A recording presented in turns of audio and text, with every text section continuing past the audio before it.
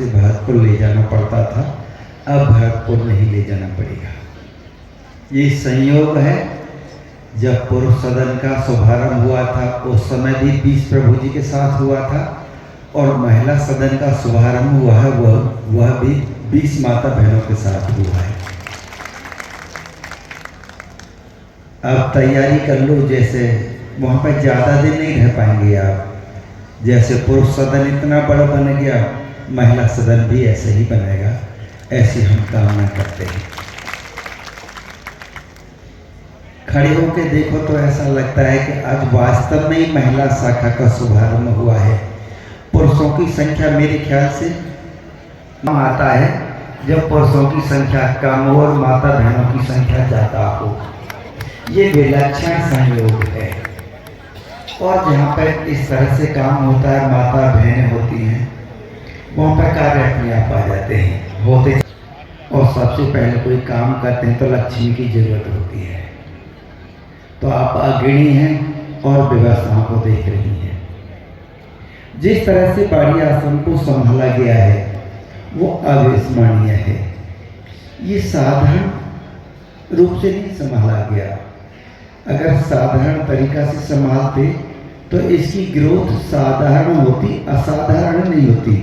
अगर इसकी ग्रोथ असाधारण है तो इसके पीछे आपकी ऊर्जा, आपकी सामर्थ्य, आपकी शक्ति, आपका समर्पण दिखाई देता है कि आप जिस समर्पण के साथ कार्य कर रहे हैं वो सीधा सीधा दिखाई देता है। संसाधनों की तो चिंता करने की जरूरत है नहीं। किसी को भी संसार में संसाधनों के लिए चिंता करने की जरूरत नहीं है। आज से 50 साल पहले बिल्कुल उल्टा था। जो संस्था वाले लोग थे उनको चिंता रहती थी कोई व्यवस्था करे और कोई जो जरूरतों को पूरा करने के लिए आ जाए। अब बिल्कुल उल्टा हो गया है।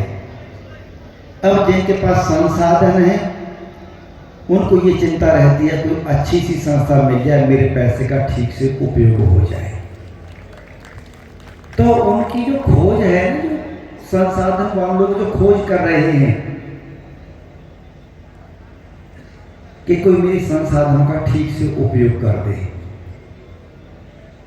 उनकी खोज पूरी कर देना। आप वो क्या देखते हैं, 2-3 बातें होती हैं प्रमुख रूप से जो संसाधन देते हैं। एक तो जहां पर दे रहे हैं उनके संसाधन ठीक से लग जाए, वो नहीं लगा पाते इसलिए आपको देते हैं।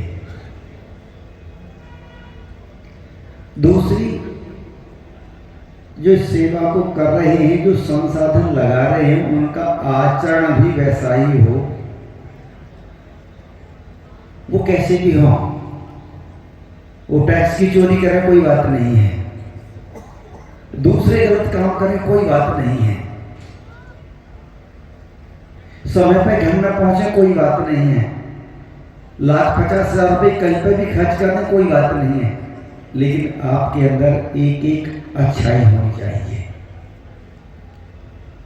वो 10 बजे जग सकते हैं, 9 बजे जग सकते हैं, लेकिन सेवा करने वालों से अपेक्षा करती है तो 4 बजे जग के लग जाए और रात को 11 बजे तक लगे रहें। अगर हम ऐसा कर पाते हैं तो उद्देश्य की पूर्ति हो सकती है। और जिनके गले में दुपट्टा डाला है ना, ये जो टीम है ये इतनी आसानी से दुपट्टा नहीं डालते। इस बात का ध्यान रखना, जिन जिनके गले में दुपट्टा पड़ा है इन्होंने उनसे वचन ले लिया है अगले साल फिर डालेंगे और अगले साल तक तुम्हें इससे भी ज़्यादा काम करना है, ईमानदारी के साथ काम करना है, सेवा साथियों को लगे रहना है, जो अपेक्षा है उनकी अपेक्षाएं पूरी करनी है, किसी भी प्रभु जी को तकलीफ न हो। रात को प्रभु जी जब खा पी के सो जाए उसके बाद सोना है, प्रभु जी को पहले खिलाना है, उनसे बाद में खाना है, प्रभु जी को अच्छे कपड़े पहनाने हैं, उसके बाद कपड़े पहनने हैं। मतलब जो भी काम करना है प्रभु जी का पहले करना है, अपना बाद में करना है, अपनी क्लिनिक में पेशेंट बाद में देखने हैं, प्रभु जी को पहले देखने आना है। इलेक्ट्रॉनिक्स का जो काम करते हैं, कोई इलेक्ट्रिक का काम करते हैं, बाजार का काम बाद में करना है, यहाँ का काम पहले करना है। ये आपको इनडायरेक्ट वे में एक दायित्व दे दिया है, तो इसको निश्चित रूप से करते रहना, और इसमें लाभ ही लाभ है, इसमें कोई हानि नहीं है।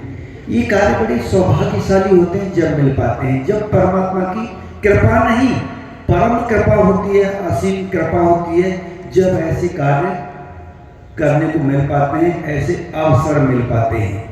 कुछ लोग हैं अवसर को छोड़ देते हैं, लेकिन यहाँ पर लोग ज़्यादातर गुणी है, अवसर को नहीं छोड़ते। ये पता कैसे चला अवसर को नहीं छोड़ते? ये जो दिखाई दे रहा है ना, इसी वजह से दिखाई दे रहा है कि आपने अवसर को नहीं छोड़ा है। जो 20 से आज प्रभु जी की संख्या 140 हो गई, और अभी सोच रहे हैं कि 300, 350, 325 हो जाए, लेकिन कम सोचा है।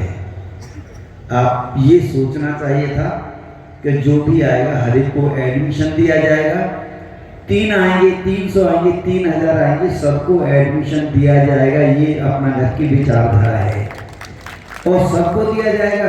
तो आपने भरतपुर को देखा है, केवल एक ही उद्देश्य तो था, बहुत छोटी सी जगह से शुरू हुआ था, 100 गज से, और एक ही था कि सबको एडमिशन दिया जाएगा। आज देखिए विश्व की विशालतम सेवा स्थली बन गया। वो बनाया नहीं गया, वो बना ही। जब आप ये कहते हैं कि ठाकुर जी की जगह, ठाकुर जी का स्थान है, हमेशा खाली रहेगा, तो हमेशा खाली रहता है और बनता चला जाता है, पता ही नहीं चलता कब बन गया। और भरतपुर में तो स्थिति ऐसी कि वहाँ पर कोई करता नहीं, सब कुछ अपने आप होता है। ऐसी जगह बहुत कम होती हैं, और मुझे लगता है ये भी ऐसी जगह हो सकती है, यहाँ पर प्रबल संभावनाएं हैं। किसी को अगर ठाकुर जी को